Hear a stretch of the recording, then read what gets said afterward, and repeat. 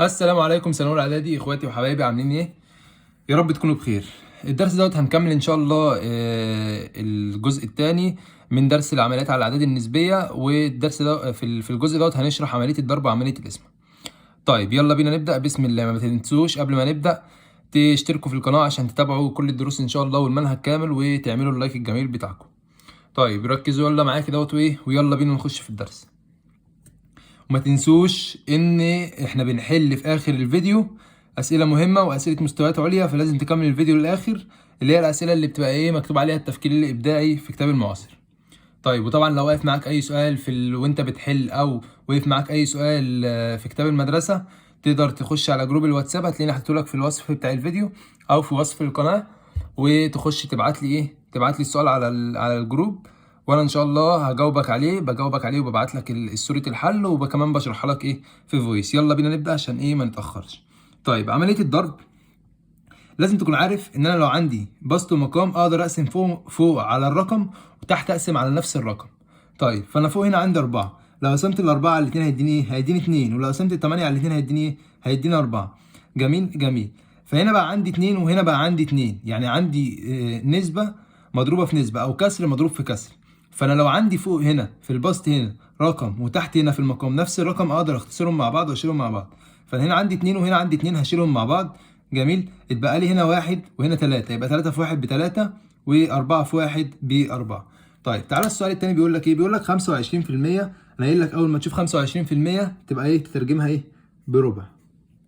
لو عايز تعملها على الآلة هتيجي تمسك آلتك الجميلة، تقوم كاتب 25 وشيفت وعلامة في المية اللي هي اللي هي القوس دي. جميل، اداك ربع. طيب في سالب 6/10 دائري. ادي السالب اهو زي ما هو 6/10 دائري. انا قايل لك بنعملها ازاي على الآلة. بتمسك الآلة وتكتب 0 وتفضل تكرر الستة بقى كتير، ستات كتير طبعا اهي، واداك اداك 2/3. جميل. طيب بقى كده عندك ربع في سالب 2/3. انا قلت لك ان انا ممكن اختصر في الكسر الواحد، اختصر فوق وتحت. ممكن لو عندي كسرين مضروبين في بعض اختصر في المقام هنا وفي البسط هنا، او في البسط هنا وفي المقام هنا. طيب تعال نبص هنا ممكن اختصر ازاي.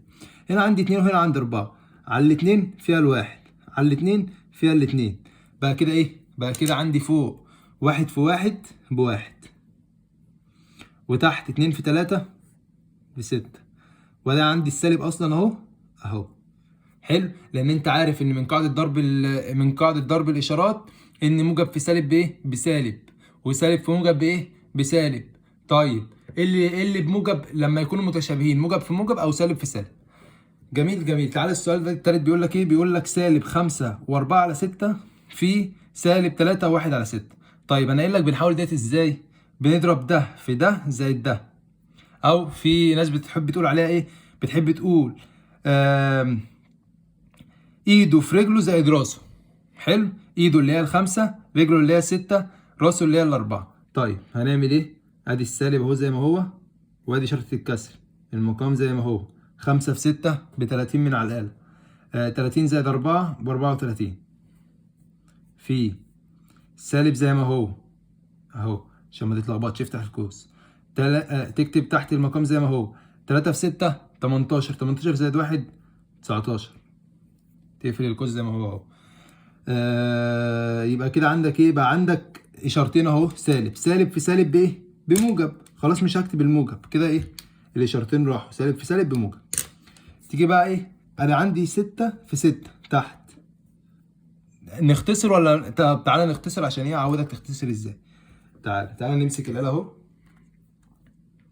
لو جيت قلت 34 على 6 اداني كام؟ اداني 17/3. معناه معناه ان هو فوق قسم على 2، على الاتنين فيها ال17، وعلى الاتنين فيها ال3. حلو. يبقى عندي شكل الكسر الجديد عامل ازاي؟ عامل ان هو 17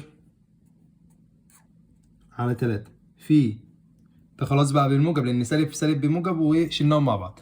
19 على 6 انا ممكن اعمل ممكن لو قسمت فوق دي ما فيهاش حاجه، دي ما فيهاش اختصار. طيب فهتفضل زي ما هي 19 على 6. تضربهم بقى على الآلة. 17 على 3 في 19 على 6. ركزوا معايا ركزوا معايا ركزوا. اداني ايه؟ اداني 323 على 18. طيب تعالى اقول لك ايه الغرض اصلا من السؤال ده. انا حاطط لك ليه السؤال ده؟ حاطط لك السؤال ده عشان انا قاصد ان السؤال ده يطلع لي الناتج الغريب اللي انت شايفه ده، اللي انت ايه، لو انت لسه بتحل لاول مره او السؤال ده جالك في الامتحان وانت ما جربتش تحل مع نفسك كتير قبل كده، هتحس ان الرقم ده غلط، لان الرقم ايه، تحسه كده كبير ورخم كده، تحسه شكله وحش. طيب ايه فايده بقى الحل الكتير، وايه فايده ان انت تحل الواجب بايدك، وايه فايده ان انت تتعود على شكل الاسئله وتتعود على شكل الحل؟ ايه الفايده بقى؟ ان انت لما تكون بتحل كتير ويقابلك، يعني انت حليت السؤال ده قبل كده مثلا او حليت سؤال شبهه قبل كده ويقابلك السؤال ده في الامتحان، فلما تطلع لك الناتج ده انت مش تبقى خايف من الاجابه، مش تبقى خايف يعني ايه، مش تبقى شاكك ان هي ممكن تبقى غلط، لا انت هتبقى ايه، طلعت اجابه زيها قبل كده او اجابه كبيره زيها قبل كده، فهتبقى ايه يعني ايه، في نسبه كبيره ان هي ايه تبقى صح. فاهم قصدي؟ فاهم الفكره؟ الفكره بس ان انت تبقى متعود على شكل الاسئله وشكل الاجابات اللي ممكن تطلع لك. بس تعالى السؤال التالت بيقول لك ايه، بيقول لك 2 على 4 في 2 في 8 على 2. قلت لك ايه، قلت لك بص هنا على البسط اللي فوق والمقام اللي تحت في الكسر التاني، لو زي بعض هتعمل ايه، هتشيلهم على الاتنين فيها الواحد على الاتنين فيها الواحد، يبقى كده بقى عندي ايه، 8 و4 تحت. التمانية انا ممكن برضه اختصر هنا، لو على الاربعة فيها الواحد وهنا على الاربعة فيها الكام، فيها الاتنين، يبقى كده اتبقى لي ايه، اتبقى لي 2 في واحد فوق وتحت واحد في واحد بايه، بواحد. طبعا احنا مش هنكتب الواحد اللي تحت دوت، بس انا قلت ايه اوريك يعني ان اتبقى تحت واحد. طيب هنا بيقول لي 2 على 3 في 3 على الاتنين، الاتنين هنا وهنا، يبقى هعمل ايه، هشيلهم مع بعض. طيب عندي فوق برضو هنا في المقام اللي تحت 3، وفوق هنا في الكسر التاني في الباص 3، هشيلهم مع بعض، يتبقى لي هنا واحد وواحد وتحت واحد وواحد، يبقى الإجابة ايه، واحد على واحد. جميل جميل. بيقول لك هنا ايه، بيقول لك 4 على 5 في 5 على 4. طيب انت لو كده، لو سريع انت، او قبل ما تكمل المسألة لو سريع وبتحل كتير، هتاخد بالك ان هنا عندي 4 وهنا 4 وهنا 5 وهنا 5 راحوا مع بعض. طيب بيقول لك ايه، 3 على 2 نفس المسألة، 3 على 2 في 2 على ايه، على 4. اللي خدت بالي ان الاتنين هنا نفس الاتنين هنا. فاهم اللي هو مقصات اللي فوق لو زي اللي تحت هنا في الكسر، يعني الكسر ده لو اللي فوق والكسر التاني اللي تحت زي بعض تشيلهم مع بعض على طول.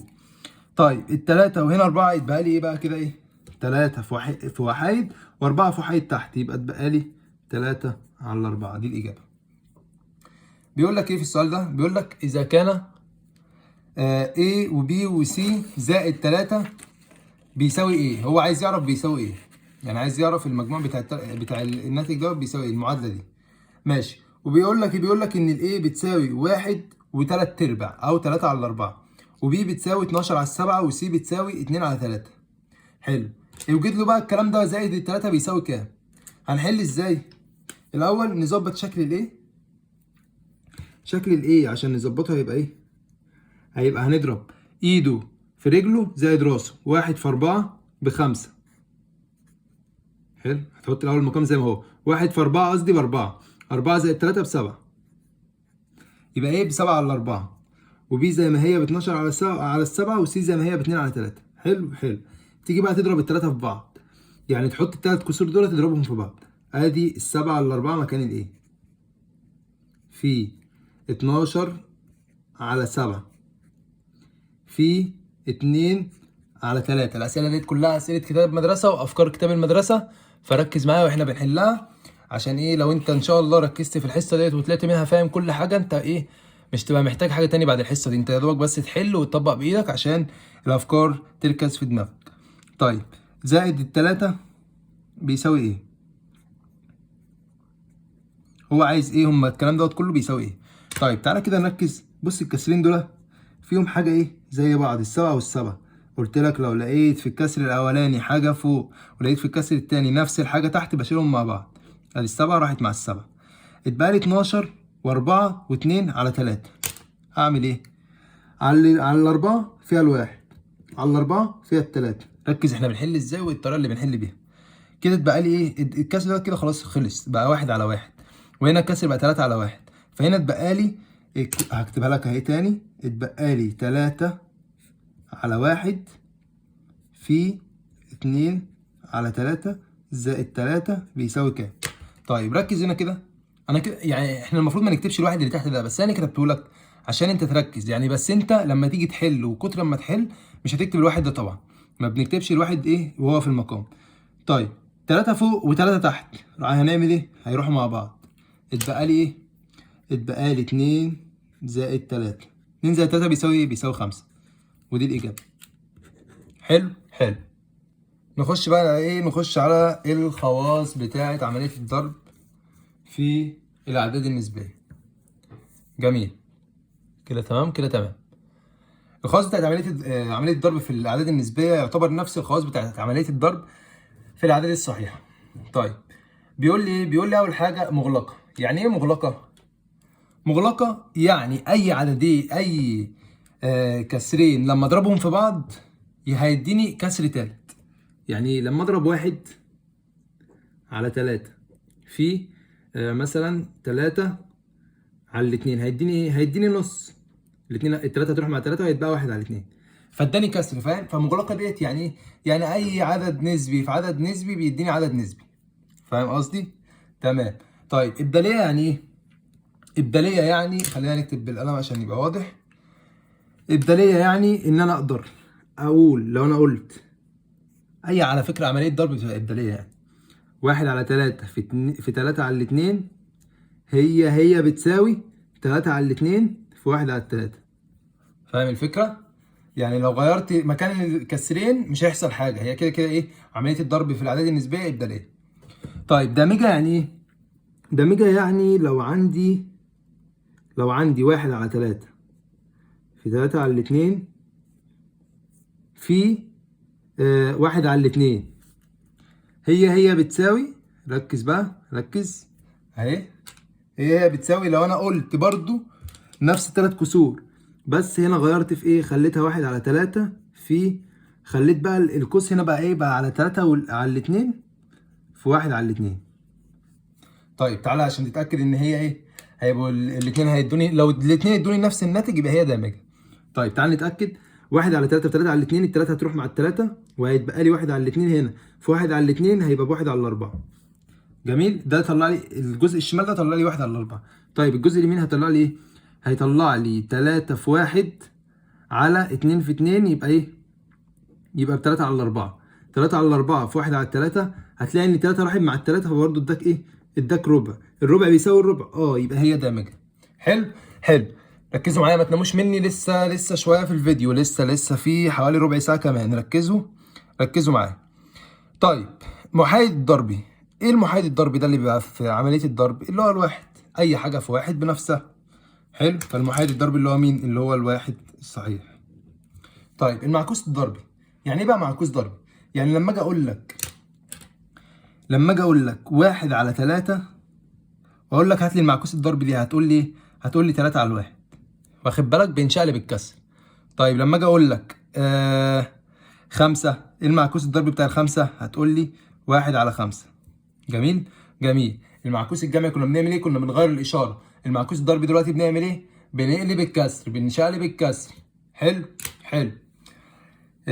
يبقى هنخش على سادس خاصيه وهي مين؟ هي خاصيه التوزيع، ودي اهم خاصيه فيهم ودي اللي بتيجي في الامتحانات بقى ايه ومهم. بس قبل ما نخش عليها في حته مهمه جدا كنت هنسى اقول لك عليها. هي ايه؟ هي ملحوظه مهمه جدا، وهو بقول لك ايه؟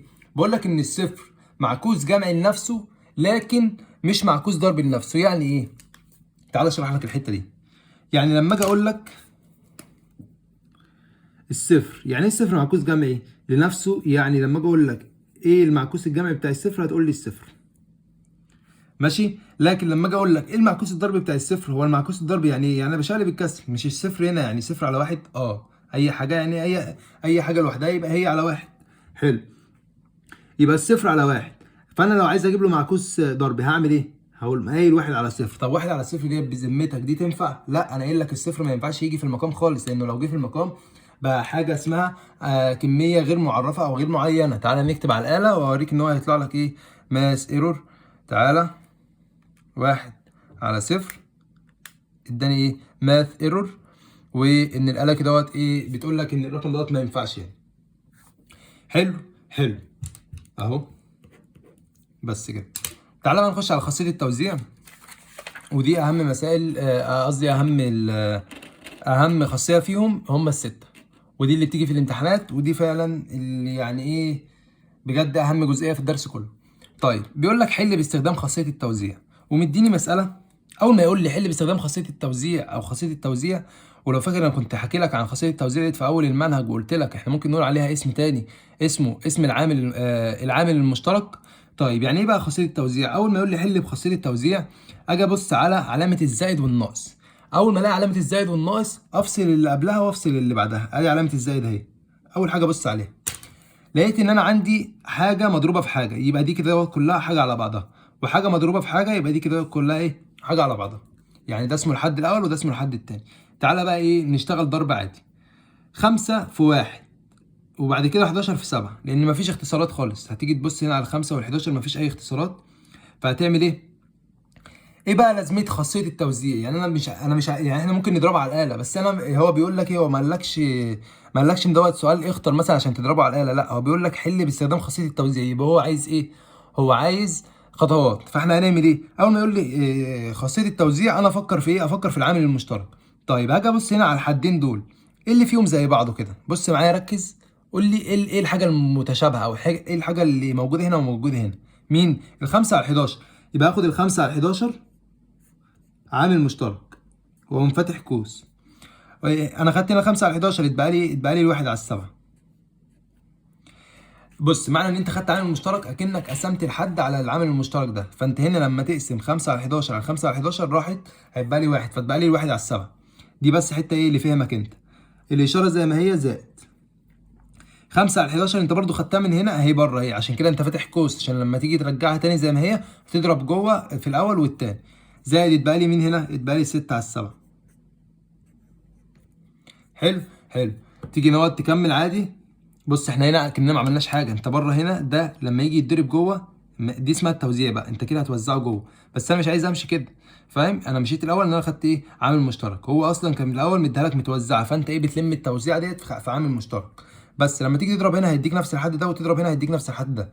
بس دي حته بس ايه للفهم. طيب تعالى نكمل. هنكمل اهو. الحل بتاعنا يبقى 5 على 11 في 1 على 7 زائد 6 على 7. قلت لك لو المقامات زي بعض في خاصية الجمع، في عملية الجمع، ناخد مقام واحد ونجمع فوق عادي. 1 زائد 6 هيبقى 7، يبقى 7 على 7 ايه؟ في 1. يبقى 5 على 11 في 1 بتساوي 5 على 11. طيب السؤال التاني بيقول لك ايه؟ بيقول لك 8 على 30 في 3 ناقص 8 على 30 في 2. طيب برضو هنا بيقول لك باستخدام خاصية التوزيع حل. ايه اللي مشترك هنا وهنا؟ انا قلت لك اول ما تلاقيها خاصيه التوزيع تبص على الزائد والناقص وتفصل ما بينهم، تفصل اللي قبلهم واللي بعدهم. ايه اللي مشترك هنا؟ 8 على 30 هاخدها عامل مشترك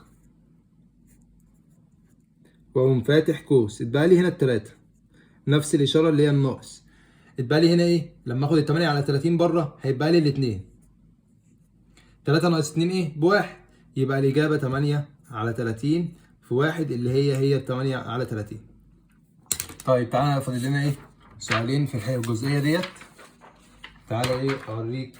دول السؤالين دول اعلى من التانيين بشويه، يعني بشويه. طيب بيقول لك ايه؟ بيقول لك عندي 20 على 18. حلو حلو. و5 على 11 زائد 11 6 على 11 في 20 على 18 ناقص 20 على 18.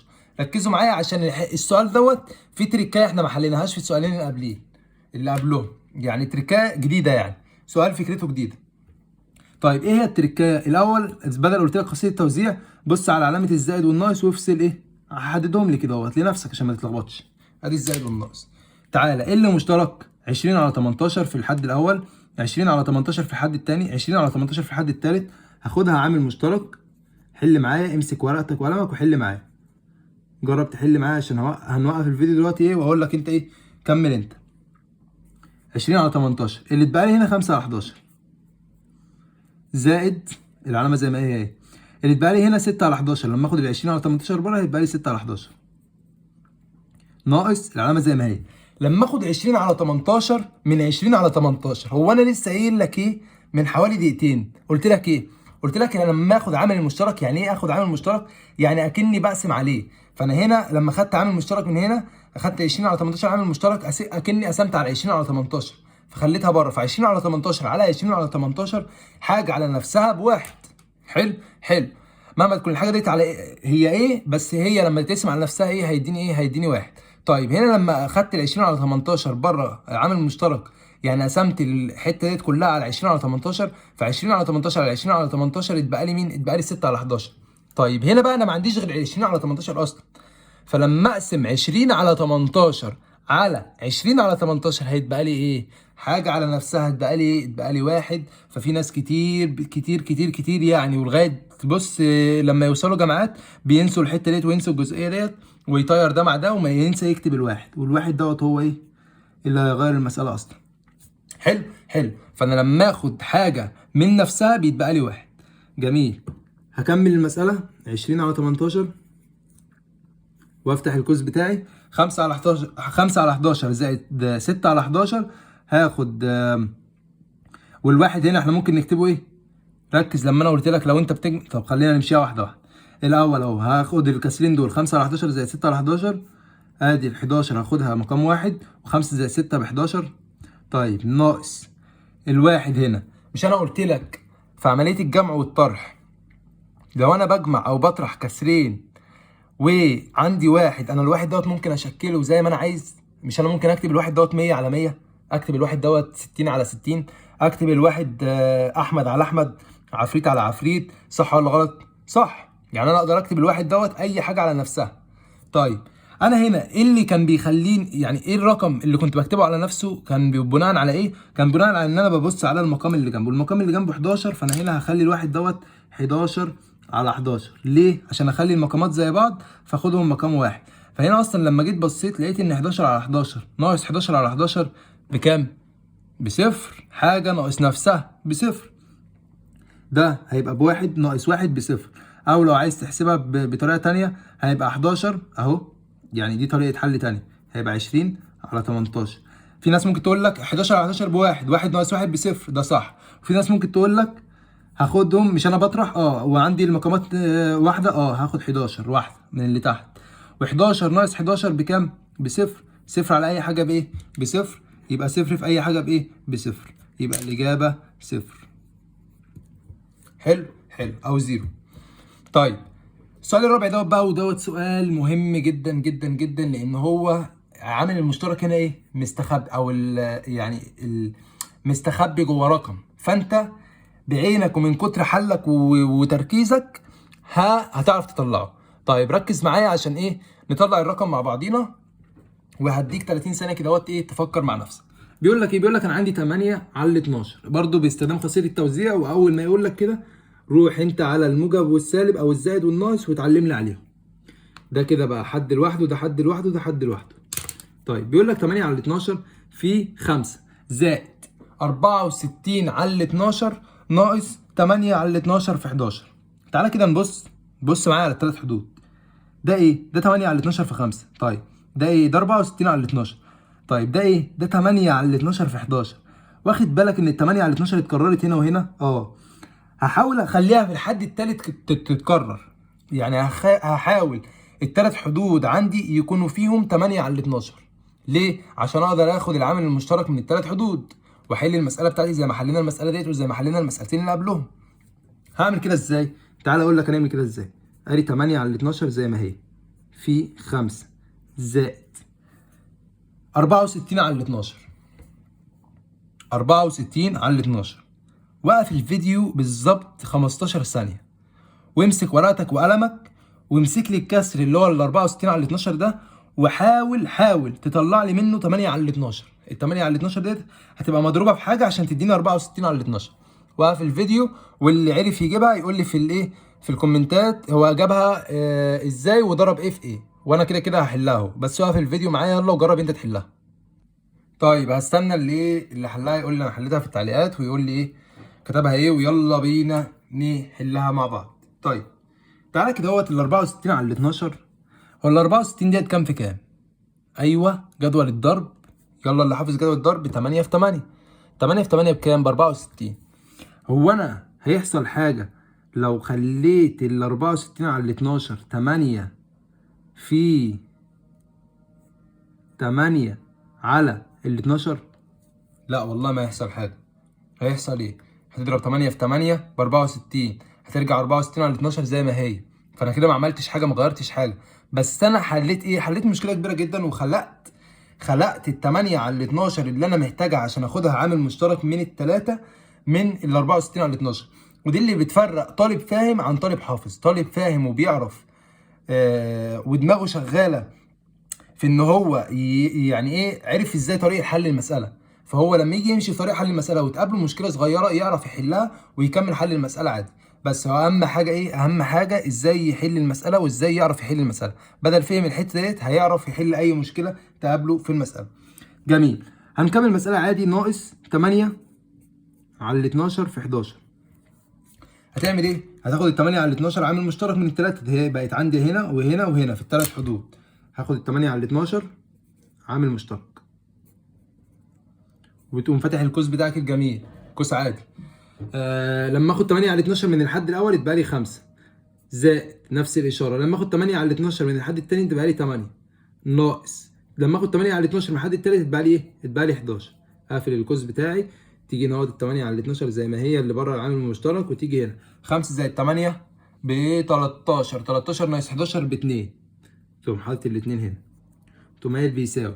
لما تيجي تضرب ممكن نعمل ايه؟ ممكن نختصر الاثنين هنا مع ال 12 اللي تحت. على الاثنين فيها الواحد، على الاثنين فيها الستة. 8 على الستة. لو جيت قسمت هنا على الاثنين فيها التلاتة، على الاثنين فيها الأربعة، يبقى هنا هتبقى لي 4 وهنا 3. ادي 4 على 3. طيب تعالى نكتبها على الآلة للتأكيد.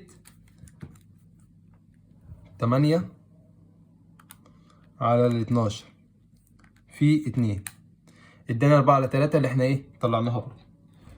جميل قوي.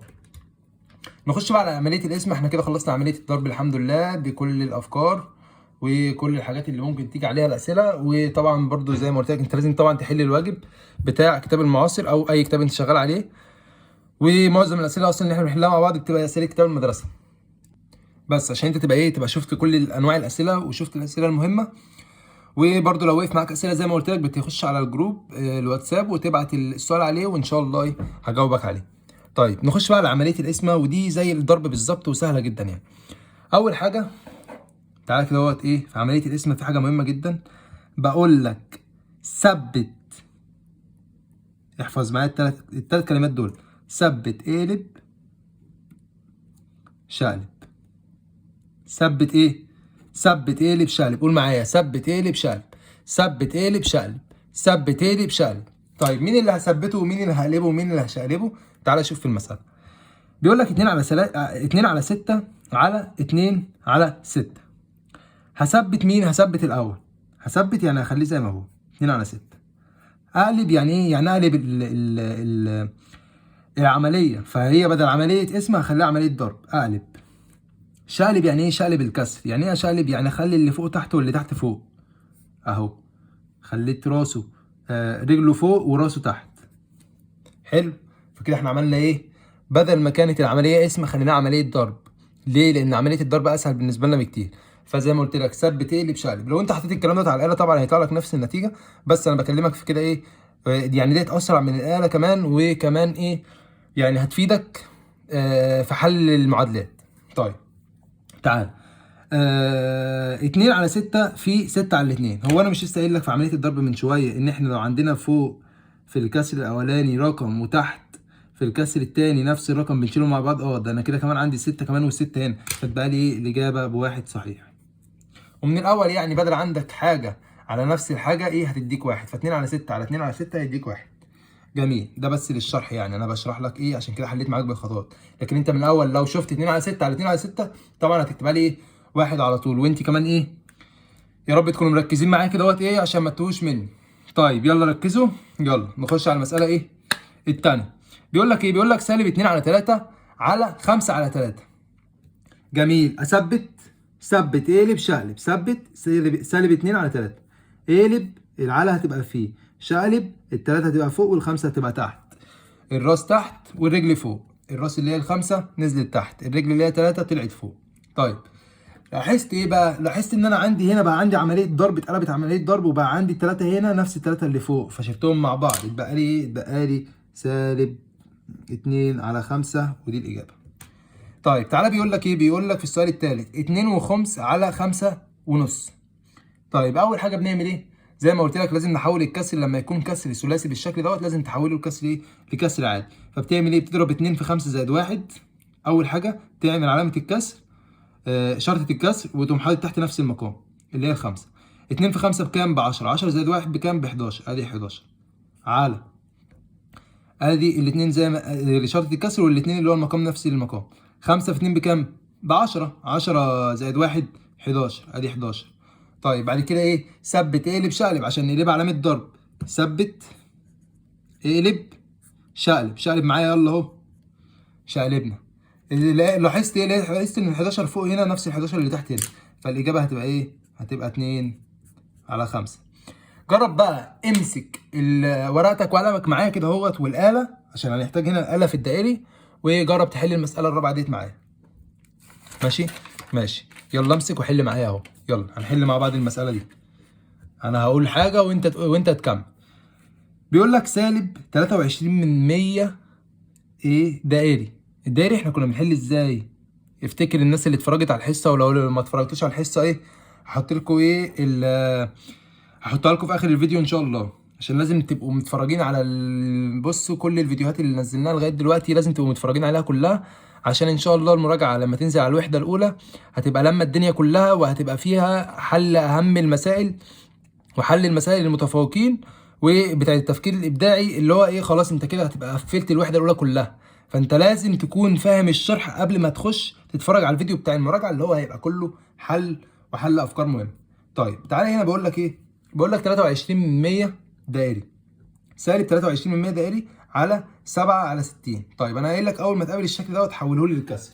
ده معناه دائري اصلا معناها كسر.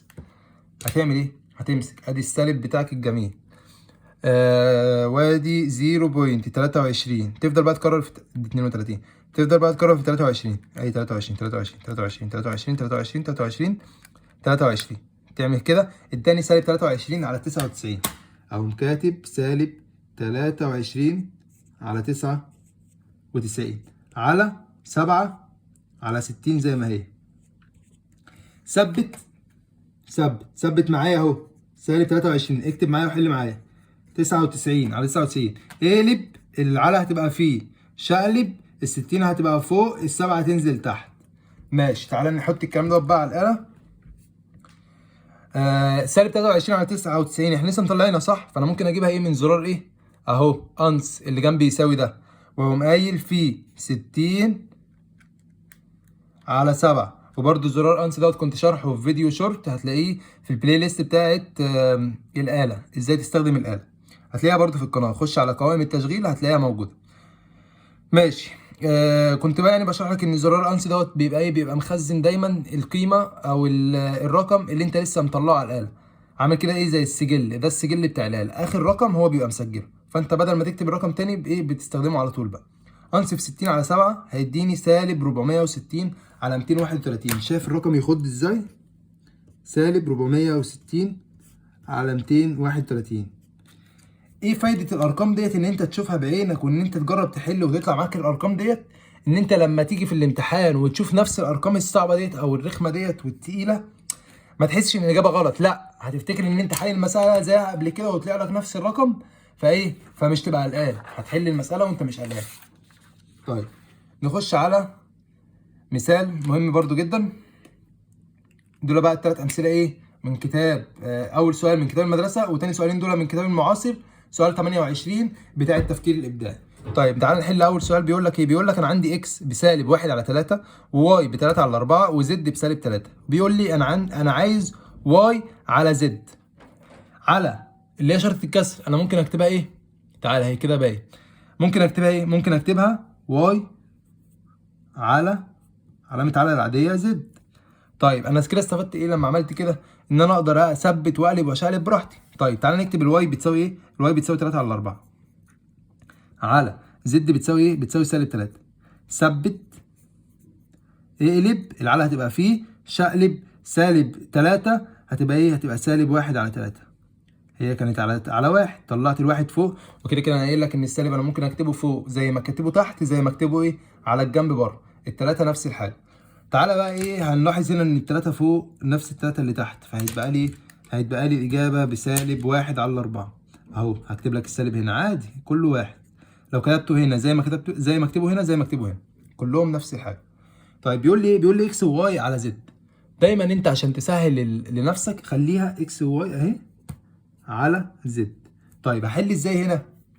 هنا بقى عندي اكس وواي كاسرين في بعض، يعني يعتبر مسألتين في بعض، مدخلك مسألة ضرب في مسألة ايه؟ على. طيب هعمل ايه؟ هعمل الضرب الأول عشان اسهل على نفسي. اكس وواي بتساوي الاكس بسالب 1 على 3، الواي اهو الضرب اهي علامة الضرب، لما ما يكونش كاتب حاجة كده ما بين الاثنين يبقى هي علامة ضرب، في الواي ب 3 على 4. طيب قلت لك ايه؟ قلت لك لما يكون التلاتة فوق وتحت طيارهم مع بعض هتبقى بتساوي سالب ربع. حلو ده مين؟ ده الاكس وواي، احنا لسه ما حليناش. هو بيقول لك انا عايز اكس وواي على زد، فاكس وواي اللي هي طلعت لي ايه؟ طلعت لي بسالب 1 على 4 على زد اللي هي بكام؟ اللي هي بسالب 3. ثبت اقلب شقلب زي ما قلنا، هتبقى بتساوي سالب 1 على 4، اقلب في شقلب هيبقى سالب 1 على 3. طيب تعالى هنا ايه اللي انت واخد بالك منه هنا؟ ان انا بقى عندي علامه ضرب وبقى عندي سالب في سالب. طيب اصلا من الاول انت كنت ممكن تاخد بالك ان عندي سالب على سالب، سالب على سالب بموجب، سالب في سالب بموجب، الاثنين نفس الحوار على قاعده ضرب الاشارات وقاعده قسمه الاشارات، نفس الحاجات بالظبط. لو هم شبه بعض بموجب، لو هم عكس بعض ايه؟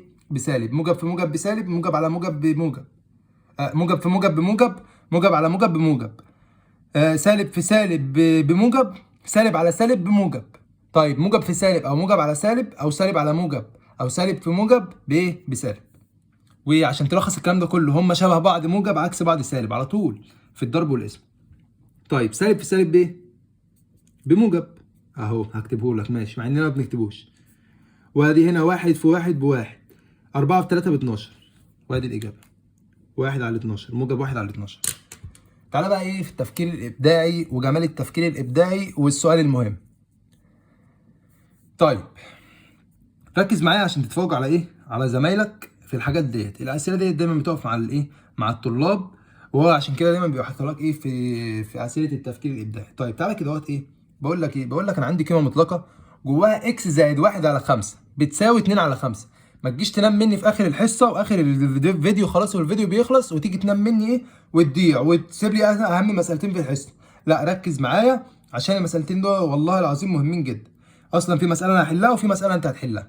انت هتحلها ديت الواجب بتاعتك، اللي هتبقى تحت دي هتحل منها جزء. طيب تعالى اكس زائد 1 على 5 جوه قيمة مطلقة.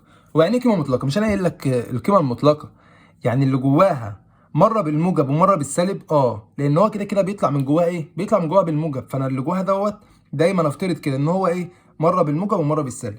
فانا هعمل ايه؟ هقول له اكس زائد 1 على 5 بيساوي 2 على 5، ادي المرة بتاعت الموجب، وادي اكس زائد 1 على 5 بيساوي ايه؟ سالب 2 على 5.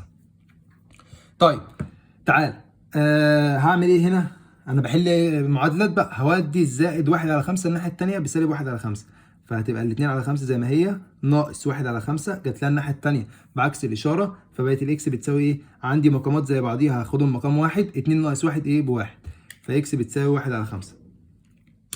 طيب هنا بيقول لك ايه؟ بيقول لك اكس زائد 1 على 5 بيساوي سالب 2 على 5. هعمل ايه؟ هودي الواحد على 5 الناحيه الثانيه بعكس الاشاره. اودي الواحد على 5 الناحيه الثانيه بعكس الاشاره، فهيبقى بيساوي سالب 2 على 5 زي ما هي ناقص 1 على 5 جات لها من الناحيه الثانيه، فهنا بقى عندي ايه؟ اكس بتساوي المقامات زي ما هي سالب 2 ناقص 1، خسران 2 وخسران 1 يبقى انا خسران كام؟ خسران 3. خسران 2 وخسران 1 يبقى انا خسران كام؟ خسران 3. طب تعالى كده نجرب على الآلة. ده الناتج اللي طلع هنا وده الناتج اللي طلع هنا، دي مجموعة الحل اكس بتساوي ده وبتساوي ده. طيب تعالى كده نجرب على الآلة. لما اجي اعوض بواحد على 5 في الكلام دوت هيديني 2 على 5 ولا لأ؟ تعالى ادي 1 على 5 اللي هي قيمة الاكس زائد 1 على 5 اللي هي اصلا في المسألة اداني 2 على 5 فعلا. طيب تعالى كده نعوض ان هوت لما اجي اعوض هيديني سالب 2 على 5 ولا لا؟ سالب مكان الاكس سالب 3 على 5 في قصدي زائد 1 على 5. امسك القلم دوت معايا ايه عشان لو انا اتلخبطت انت ما تتلخبطش وتكتب لي في التعليقات. طيب سالب 3 على 5 اللي احنا جبناها اللي هو الناتج الثاني او الاجابه الثانيه بتاعت الاكس، هنعوض فيها هنا اهوت في المعادله بتاعتنا زائد 1 على 5. هنشوف بيساوي ايه. بيساوي كام؟ بيساوي سالب 2 على 5. سالب 2 على 5 جوه القيمه المطلقه اللي هي ايه؟ اللي هي ب 2 على 5 بس. فديت الفكره ان احنا بناخدها مره بالموجب ومره بالسالب. فالاجابتين دول كدهوت ايه يبقوا معايا الاثنين ينفعوا. طيب تعالى هنا اهوت ايه، هحل معاك جزء وانت هتحل الجزء الثاني هيبقى واجب. هحل معاك الجزء الموجب وانت هتحل الجزء السالب. ايوه تعالى بقول لك 3 على 4 ناقص اكس بتساوي سالب 1 على 4. ادي مره بالسالب وادي 3 على 4 ناقص اكس بتساوي 1 على 4 وادي المره بتاعت الموجب. انت تحل دي الواجب. حلوها واكتبوا لي في التعليقات او ابعتوا على جروب الواتساب. طيب انا هحل دي 3 على 4 ناقص اكس بتساوي 1 على 4. هعمل ايه؟ هودي ال 3 على 4 الناحيه الثانيه بعكس الاشاره عشان انا عايز اخلي اكس لوحدها، فسالب اكس اهي اتبقت لي هنا بتساوي لما ودي الناحيه الثانيه بعكس الاشاره بقت 1 على 4 ناقص 3 على 4 بتساوي ايه؟ عندي هنا سالب اكس زي ما هي بتساوي مقامات زي بعضيها، هاخد مقام 1 ناقص 3 كسبان 1 وخسران 3 يبقى انا خسران 2. طيب معرفتش تعملها كده اعملها على الاقل، بس هي احسن طريقه. كسبان 1 وخسران 3 يبقى انا خسران كام؟ خسران 2. كسبت جنيه وخسرت 3 جنيه يبقى انا خسران كام؟ خسران 2 جنيه. طيب سالب 2 على 4 والناحيه الثانيه سالب اكس. بدل عندي سالب قبل علامه اليساوي سالب بعد علامه اليساوي اقدر اطيرهم مع بعض. حلو. فكده اكس بقت بتساوي ايه؟ بقت بتساوي 2 على 4 و2 على 4 اللي هي بتساوي ايه اصلا؟ على الاثنين فيها الواحد على الاثنين فيها الاثنين يبقى اكس بتساوي ايه؟ بتساوي نص. طيب حلوا المساله بقى الثانيه الجزء الثاني من المساله وقولوا لي طلعت معاكم بكام اهي عشان الجزئيه ما كانتش باينه. هنا عملنا ايه؟ عملنا 3 على 4 ناقص اكس بتساوي 1 على 4 وبعد كده قلنا هنودي 3 على 4 الناحيه الثانيه بعكس الاشاره فتبقى لي هنا سالب اكس بتساوي 1 على 4 ناقص 3 على 4. بعد كده بقى عندي سالب اكس بتساوي سالب 2 على 4. بدل عندي سالب قبل اللي يساوي وسالب بعد اللي يساوي اقدر اشيلهم مع بعض. اتبقى لي ايه؟ اتبقى لي اكس بتساوي 2 على 4 على الاثنين فوق فيها الواحد على الاثنين تحت فيها الاثنين يبقى اكس بتساوي نص. حلو انتوا الجزء الثاني وقولوا لي الحل طلع معاكم بايه. ويا رب ما تكونوش نسيتوا تعملوا اشتراك ولو نسيتوا اشتركوا في القناه عشان تتابعوا المنهج ان شاء الله وتشوفوا المراجعه بتاعت الوحده الاولى. وزي ما قلت لكم لو في اي فيديوهات وقعتوها او في اي درس مش فاهمينه ارجعوا اتفرجوا عليه تاني وذاكروا كويس جدا عشان المراجعه ان شاء الله لما تنزل تسمعوها على طول وتحلوا معايا في المراجعه عشان هتبقى فيها اهم الاسئله على الوحده الاولى. اسئله فعلا من اسئله المحافظات واسئله الامتحانات اللي بتيجي بس. فركزوا وما تنسوش اللايك بتاعكم بتاع الفيديو وشيروا القناه مع صحابكم عشان توصل لاكبر عدد ان شاء الله والكل يستفاد. ويلا اشوفكم الفيديو الجاي في فيديو المراجعه. انتظروني.